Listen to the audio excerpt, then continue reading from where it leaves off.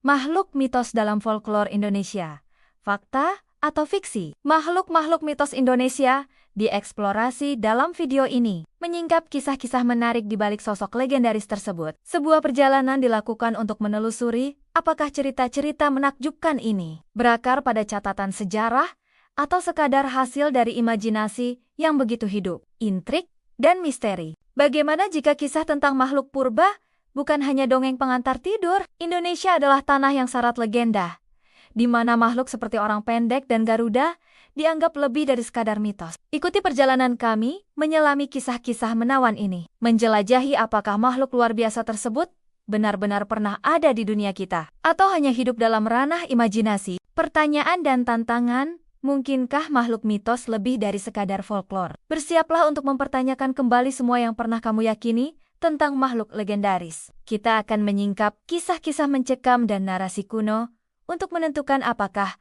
makhluk ini adalah sisa-sisa dari masa lalu yang terlupakan, atau hanya hasil kreativitas manusia yang begitu kaya, langsung dan menggugah. Bayangkan sebuah dunia di mana naga terbang di angkasa dan manusia kera bersembunyi di balik bayangan hutan. Folklore Indonesia dipenuhi dengan makhluk luar biasa, dari naga yang agung hingga ehul yang misterius. Namun, apakah semua ini hanyalah kisah fantastis?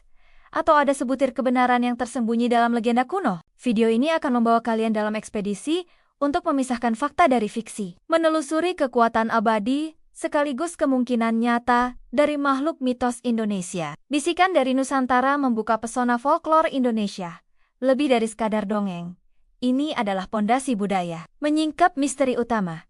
Apakah makhluk-makhluk ini gema dari pertemuan kuno atau sekadar fabel penuh imajinasi? Janji untuk mengungkap kisah paling menggugah yang mengaburkan batas antara mitos dan kenyataan. Penjaga darat dan laut menyelami lebih dalam makhluk-makhluk mitos ikonik Indonesia seperti orang pendek atau naga, menjelajahi karakteristik, kekuatan, dan wilayah yang konon mereka huni, mengaitkan keberadaan mereka dengan kepercayaan tradisional tentang alam dan harmoni spiritual. Di balik legenda, menelusuri akar menyelidiki kemungkinan penjelasan historis atau ilmiah di balik mitos, membahas peran hewan langka, fenomena alam yang disalahpahami, atau migrasi manusia purba, menyoroti penemuan arkeologis atau biologis terbaru yang mungkin memberi perspektif baru. Folklore di dunia modern, mengkaji bagaimana mitos ini terus memengaruhi budaya Indonesia saat ini, dari seni hingga pariwisata. Menampilkan interpretasi modern atau laporan penampakan, menjaga kisah ini